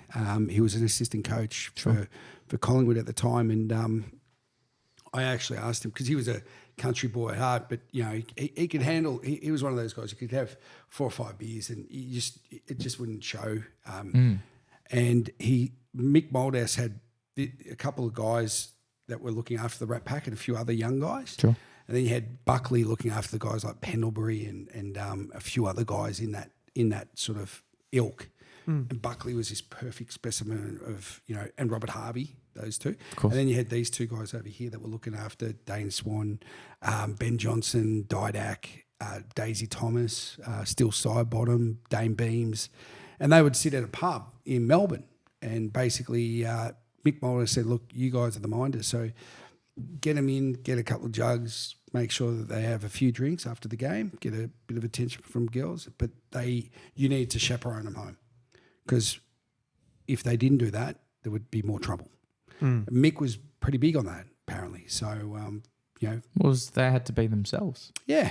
And I think you don't get the best out of them if they're Someone else. You're not. Well, I think in life, if you try and be something you're not, and you're gonna come unstuck. And I think there's guys over the years, you hear stories of Paul Vander. He would be sipping beers, having a dart at half time. That's what they did back in the day. Have a squig of the You would Melbourne not- bitter. John Barnes used to talk about it all the time. Yeah, After yeah. he'd be like, he would go have a drink and then go run the 10. Yeah. So these guys were hard men. And nowadays, look, I'm not saying they're more professional athletes. You can't, with these beers now. I think it's the media is very, like, they're looking for was someone gonna to say- screw up. They, Yeah. It's funny, they talk about mental health all the time, the media, but they're the ones who they're the worst. ones who freaking cause it. How's poor young Clayton Oliver? Like he's got some mental issues at the moment. He's got some demons that he's going through. I mean, the sad reality is he's in a, Regardless of what you think of that or not, which I won't go into, Yep. it's the media are waiting for Mate, him. When Ben Cousins was going through his watching his doco, they were waiting for him to screw up. He was doing the wrong thing, so not going to say that that's not the case. But it was almost like waiting. they want him to. Yep. They wanted him. And then they talk afterwards about mental health, and it's like use half the reason that it happens for. And that's what they were talking about, like, bums on seats, selling newspapers, selling advertising. There's nothing better. There's having a bit of controversy is always good. And that reverting back to that Air movie, the guy says, one of the sports guys, he's the agent. He said, what will happen is we'll build you up, but then they're going to start tearing you down. And who's going to be in your corner when that happens? And how are you going to react? And how are you going to be? We're going to be in your side. So I've seen some footballers, unfortunately, that have come out of the system. They've had player managers, had everything written for them, contracts done. They come out and they've got no concept on how to write a contract. Don't even know how to write their names properly. Yeah. And now they're you got to understand that. I think we've got to get people first, and footballers don't make the money that the American stars or the European well, stars that's right. do. It's not the like differential. And look, to be honest, Josh Dacos got reamed because he went and saw Ange Postecoglou. How do you pronounce his Ange Postecoglou? Who's that? He's the coach for Tottenham Hotspurs in soccer. Yes. Now Josh Dacos For went recovery. over there For recovery. and looked over, and a lot of the sports, they will pay their own way to get there, but they couldn't believe the amount of money these guys are, but the facilities. And Josh Dacos, I think, said, hey, the guys over there got it pretty good. And then it was just the story, of course, the media went, oh, Josh Dacos, comparing the two, but they're very similar. Yeah. But the only difference is Aussie Rules is only played in Australia. Correct. Tottenham Hotspurs. And it's not going. It's not going to go. It's They've never going to go. They've tried everything with the international rules. Yep. They're trying to get into China. They don't care. They don't care. The thing is, I think that the game's too difficult for people to 100%. even fathom. Well, put it this way: how long have you been watching the games for? I still am. Games. I am still struggling I- now with interpretations. I feel like I don't know. I don't know exactly. So what I don't understand, it's the only sport that comes out before the start of the season saying, "Hey, we got new rules. We're gonna alter this." But then when it comes to the grand final, It's a completely different thing. it goes back to the same. So I'm saying to people, how you umpiring a grand final? Do it from day one. You Should be dickhead. the exact same. 100%. We want to see the same because our product on grand final day is the biggest seller. Sure. People love it. Now, why are you fluffing it around at the start of the year? Stick to the same principles. It's the only sport in the world that changes each year. Different rules, different this. I mean, you got onside, offside in soccer. They don't change that. There could be some rules where you go, well, that was a little bit suspect and subjective, and you can have some conversations about it. And I know in Spain, like watching Real Madrid every night, like with my cousin there, they watch every night, dissect every game, bit by bit, every game, right? And you sit there and you're like, but it's 3-4 hours of just chatting about this sort of stuff. The AFL, like we have, is it just me, but every start of the year, it's all about the undecisive or indecisive decisions. It is the massive thing, and the umpires they're supposed to be there to make sure the game's adjudicated fairly. Yep. In terms of high tackles, untoward, Yep. Infringements of someone gone for the ball. It's really what it is. Make sure the game is adjudicated fairly. Yep. it's almost like the umpires are wanting to be their own personas. 100%. They're impacting the fucking game. Exactly. But then it also comes to, which isn't their fault, there's so many rules that are not black and white. Yeah. So this deliberate out of bounds rule is what a load of bullshit. Is bullshit. Yeah. It should either go back to. I remember watching it, and there was a deliberate rule at the time, but it had to be very clear. But let's say this: come grand final day, do you see that happen? No fucking way. They don't do it. But so this is No. this is what you got to do with those rules. It's either last touch because I know what the rule is, or go back to what it was. If it goes out on the full, it's on the full. If it dribbles out, it's a Throw throw it in. in. Because there used to be strategy around that as exactly. well. But then there was the 10 meter in. You had to get around the square, 50 meters. Even That's you know, at the start, interpretation? even on remember the start of the year, you had to be like a stump Stand. mullet. You couldn't stand. If you moved 50 meters. Or deliberate rush. And then it was in the back. Then it wasn't in the back. Yep. Then you were allowed to push, and it's like, can So we just make rules? Just make Black clear. and white. 100%. Black And you know, and white. and that in itself, I heard a great umpire. What's his name? Jackson. Was it Sid Jackson? If you don't know who the umpire was, that means he did his job. Well, that's exactly what I was about to say, Johnny.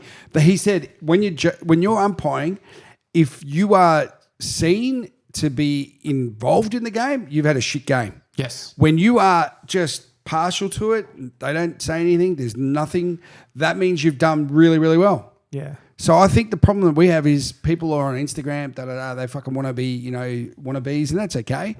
But we got too many. Well, they have the umpires are now getting, they do the amount of games that they've played. They're almost, like you said, they get their own persona. And don't get me wrong, there's credit where credit's due. Obviously, they're doing a job and they're coming out and doing the right thing. But like you said, the rules need to be black and white. Well, because rules at the need to moment, be they're black very and we much used to have based two on umpires. We've got judgment. 4 now, haven't we? Yes. So They're based on judgment, and it shouldn't be. So if they're like in the grand final, and this is how I always say to people, when you umpire, do it like as if it was in the grand final. If it's Every game should be like that. 50-50, just let it roll. Yeah. Right? If you can't tell, Yep. Don't make a don't decision. pay.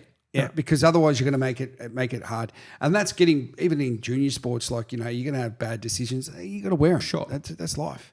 But yeah, no, it's. I think I've been very lucky to see all the sporting, amazing sports people. well, I was just. So I asked you who your favourite players were, which was like your Tim Watsons, Danahers. Yep. Who's, and this can be current as well. Who is the best footballer you've seen? best footballer, I would say You can only pick one. what I saw that no one else could do. Unfortunately, he didn't win a flag. That was Gary Ablett Senior. Yeah. I remember watching him MCG pissing down with rain. Collingwood, Geelong, 75,000 people. The pitch was wet. There was mud in the middle. Back in the day, it wasn't rolled turf. This was mud. He's picked the ball out of the middle, and it's pissing down with rain. He's ran, bounced it, mate. It was like soap. Everyone else did it. It was sliding. Bounced it twice, nailed it from 65 out. The famous, he's like a light. He's like a light. Look at this. What more can you say? What more can you say? He was And I just- mean, we had Rex Hunt, who was also, was an amazing person to commentate. Bruce McAvaney. So we had all these. I mean, football just evolved without those personalities. Yibba and all those. Yeah. We wouldn't have where we got. So I think what you guys are doing with your podcast, I think it's great. Yeah. Oh, thank you. Yeah, fuck shit up. Just keep doing what you're doing. And I think the way I look at it is, if you're talking about stuff and it comes naturally, it's fair to say that you like what you're doing. Well, that's coming back to why. That's why I'm doing this. I'm like, I speak about sport all the time. It's like, let's see if you can do something with it. How good is it when you're meeting clients? It's a good way to. You see that they got the emblem. Well, how many times, I don't know about you guys, but you walk into someone's house and you see that they go for the opposing, Melbourne team, and you're like, fuck, we're not going to get along here. Yeah, Not really, yeah. but Or- I it's get something. Yeah. It's that Football's always something that people it's- talk about. It people- brings people together, It brings people 100%. together. That's especially in Victoria. well. Yeah. You look at it. You go to England. They have two teams. They're there on separate. They've got to come in separately. You can't have them together. Yet, and that's where I remember. Are you talking for soccer? Like for soccer. It's like You got the they take hooligans. that serious. Imagine. take You that think so Carlton serious. and Collingwood's a big rivalry? I remember talking to Ivan. What's it like on Barcelona versus Madrid? It's like the whole city's shut down. Yeah. That's Like crazy. it's on. It's like on. someone's dying. Yep. Like it's violent. Oh, they go nuts. And it's same, no different. Well, it's more of a religion. Yeah, look, over there, they have, like, they'll play 2 games a week. They'll have their, if they've got their La Liga league and then they've got their UEFA. Of course. I really don't understand how they play that. So they've got all these different leagues. So and I guess they everyone's just got keep their playing. It's awesome. So everyone It's- has their individual leagues, and then you have you got your Champions It's like a League, round robin. UEFA, and then Okay. where all the best sides from each league go versus Yeah. each other. So So you- it's you- like the best of the best. the best of the best. So you can't do that with footy. You got No, that's you right. can't. Like the only way they could do it is if they opened it up and they said that the VFL and country football, like, guys, we're gonna. But then It's just we're not national. But I mean, we're we're not- not we're not international. But then the insurances would be and you couldn't play. Can you imagine, say, Essendon playing YCW down at YCW? I mean, bring a huge crowd, but say our prize recruit in Ben McKay does his knee down the bottom of Jubilee Park at Hillcrest Road. I mean, fuck, the insurers are going to go, well, that was really a good one, and there's 2 years, a year gone. So you'd want to, for us, we can't do it. And that's what I love about soccer. Like I love, soccer. I love watching gridiron. I've really got into gridiron. I love the college, how their culture, like How good would it have been growing up as a sports in America? Yeah. Well, I know a couple of guys two went to basketball. They did a basketball scholarship. Yeah. And one was a swimmer. And he did really well, got a full degree, and then he became a coach there. So there's great avenues there. I think sport can open the doors in a lot of ways. And yeah, I think it's amazing. Like India, I mean, they got their cricket. That's their religion. Like Kohli is the most most followed person in the world, yeah. and LeBron's behind him. Yeah. Yeah, right. I don't know if you knew that. No, you told me that ages ago. You did. You didn't say his name. You just said, maybe I but forgot. you're right. You're right. And LeBron's number 2. But I think there's a fair gap. And there's a fair gap. There's a fair gap. So but you wouldn't think it because like Western, you'd think LeBron's the biggest person. Oh, look, But LeBron's massive. but India, like India's cricket's just it's a different world. It's a different game. And there's how many people there? It's 1 billion people. billion people. Yeah. So and they cater. And the difference there is, you can be rich, you can be poor, you'll get a game. Whereas in college, some of the guys, if you're poor and you might be a good player, you might be playing on the streets, but you can't get a go because you're not in college, or you know what I mean. So You have to be discovered. You have to be discovered. Whereas in cricket, you can be wherever. Yeah. Yep. All right. Well, I've got one more question. Sure, mate. Oh, I was going to lead in with one more question of my own. You go. No, you go. No. My one was okay. So that was more to football. Who's the best? Who's your favorite athlete of all time? MJ for me. Okay. Yeah. MJ. I love. I also love Kelly Slater. Yeah. With his Surfing. with his surfing, what he achieved. Yeah. He was a champion fella, but was just always on top of the game. Yeah. What about you? Who's your favorite athlete? Yeah. It's a big question. I haven't even thought about this, but I've got to answer it. I would say, MJ's one who's probably inspired me, especially in the last 3 years, watching The Last Dance. Yep. Really got me into basketball. He was perfect. Like his mentality, the way he played aesthetically was good. He was marketability. He just had all the boxes. Why you have 5 boxes like leadership, determination, skill. Most people tick 4. Yep. He got all of it.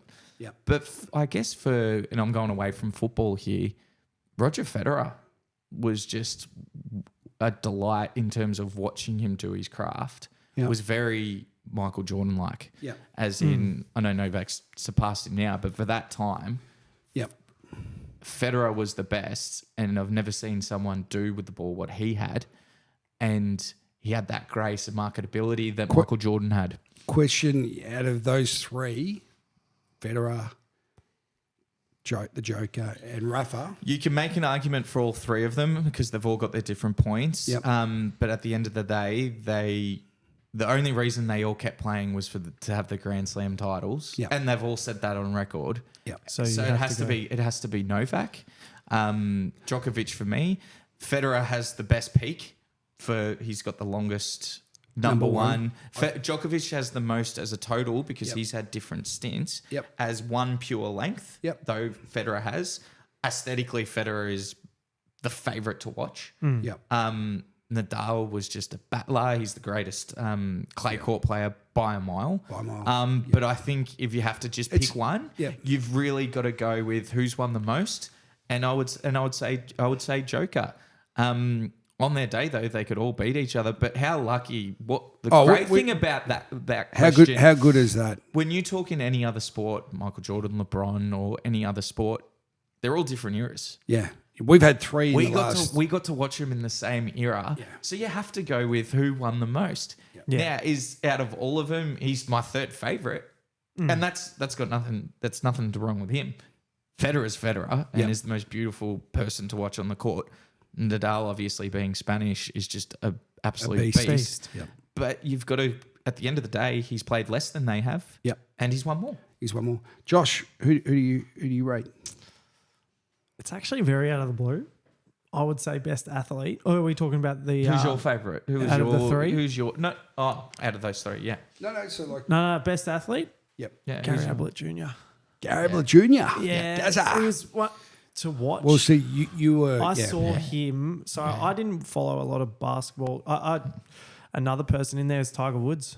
You just see someone who's just so naturally gifted, The great Shane Warne was an awesome.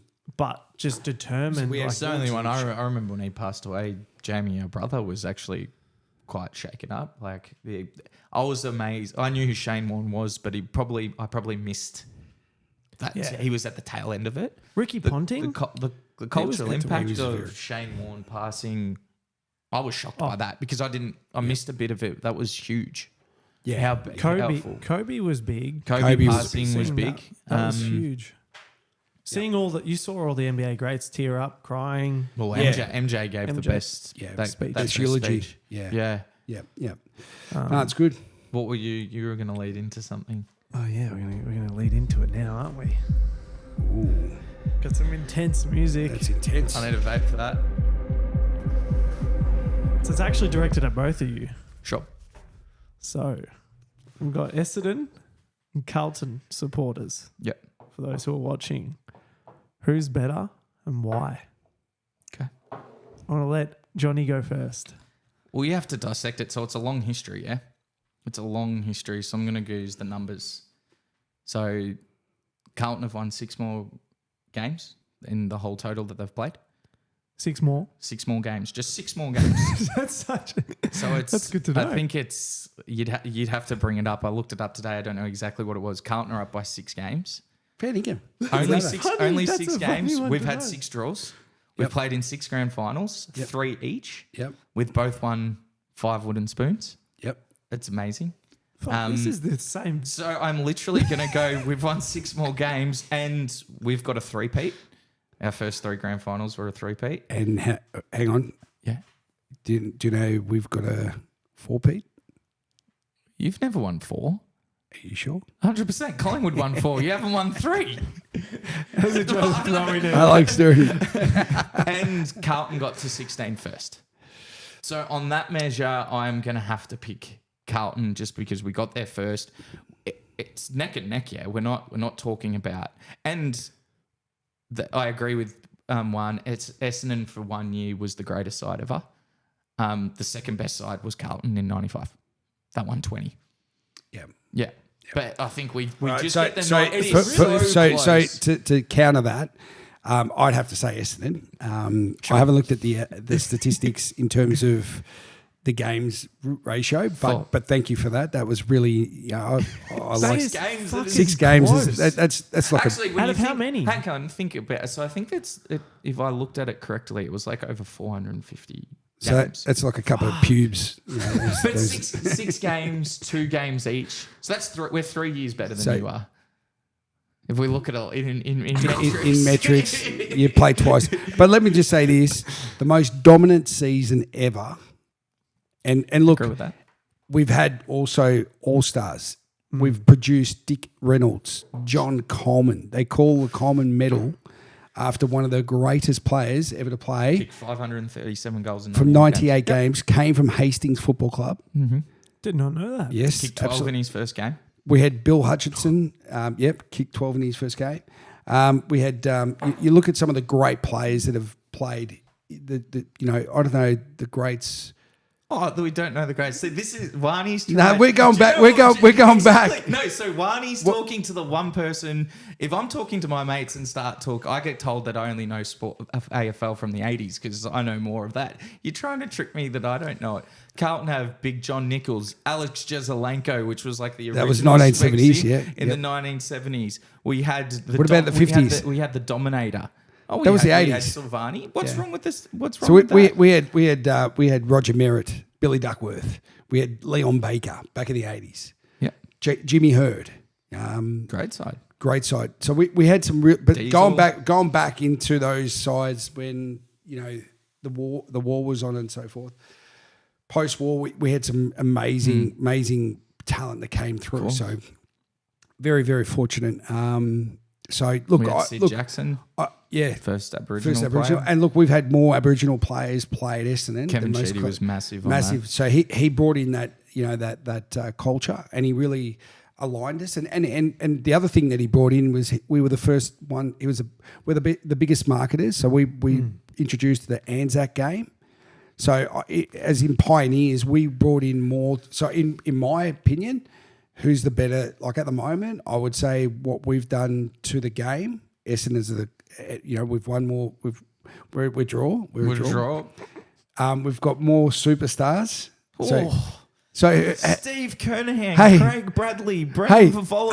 Have they got the who kicks the most goals? What's it called? It's called the Coleman. The Commonwealth. But he's kicked 500. Brownlow, is that after a Carlton supporter? No. It's Geelong.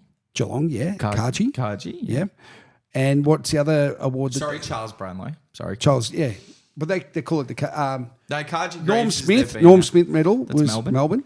What's that got to do? I'm just saying, like, we have the got to do. We've No, gone but up, because- we've gone up against each other X amount of times. We've had 6 grand finals, which were split. We've finished on the bottom at the same time. But you And failed we've to won mention 6 games we more had than the you. most dominant year ever. And by one game. 20 By one game. All right, so we're only 5 games up. So let me tell you, in my opinion, Essendon. But that's me.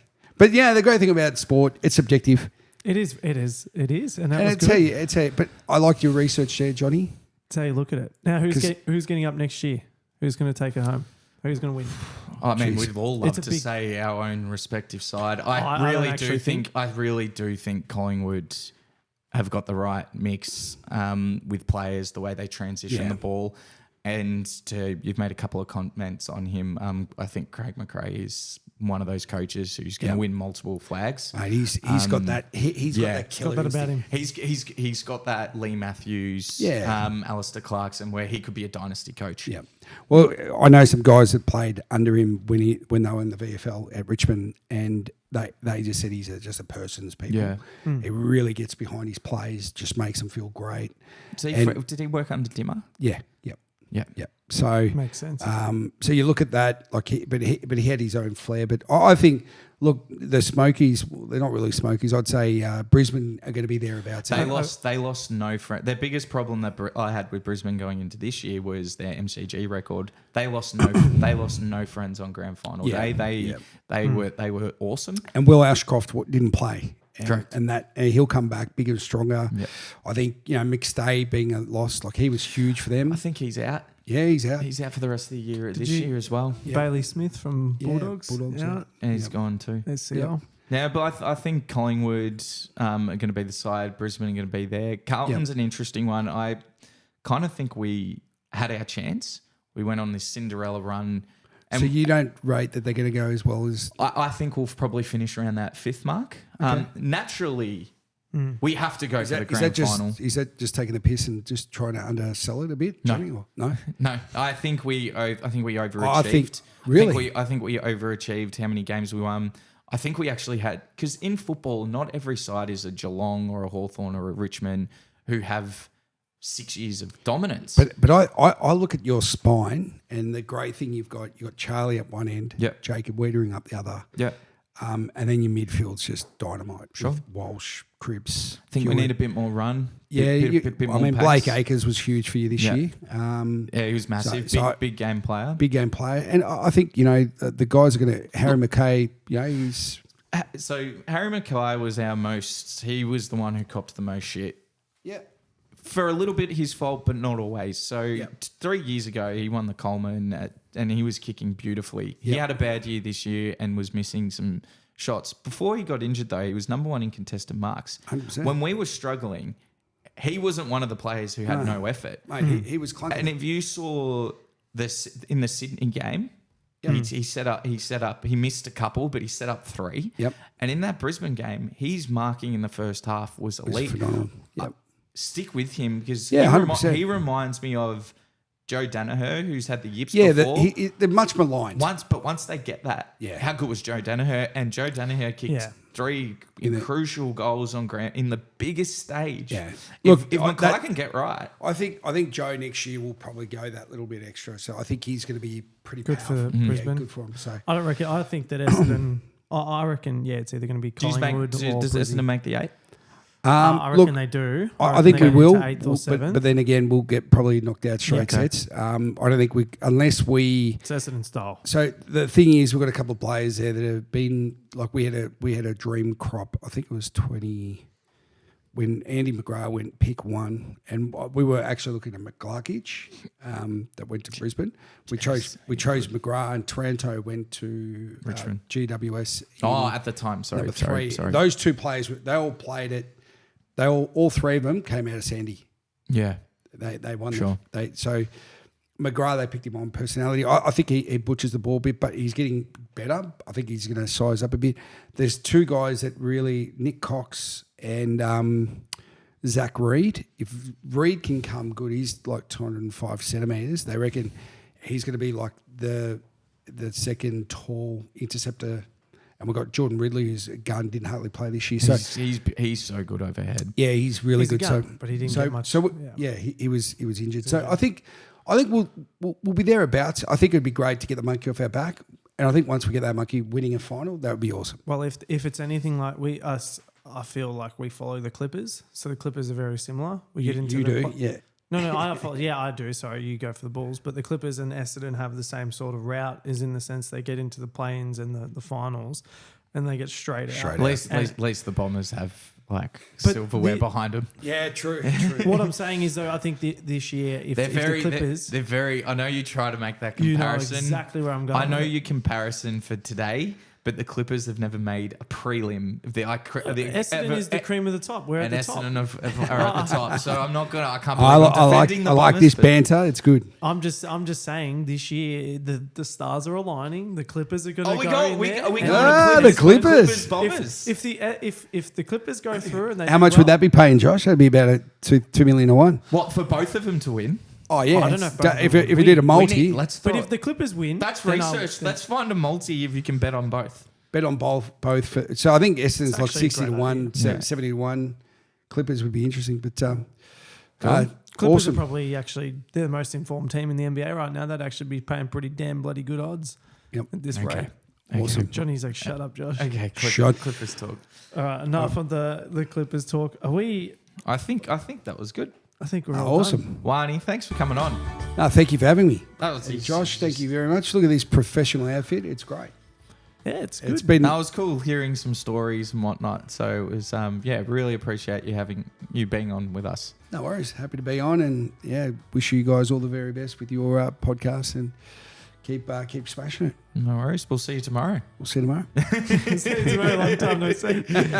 All right, thanks, guys. Thank you for watching. Like, subscribe, do what you need to do. Ring the bell. Please And- ring the bell. And if you are still watching, comment something so stupid and dumb. I will Please, say seriously. something. You know how you said, "How are you, John?" Yep. I got that. We got 3 comments on that. It's People perfect. ask me how I am. Yeah, no, say John's an idiot. Anyway, if you're still watching. Anyway, guys, thank you. See you in the next one. See you guys. See ya.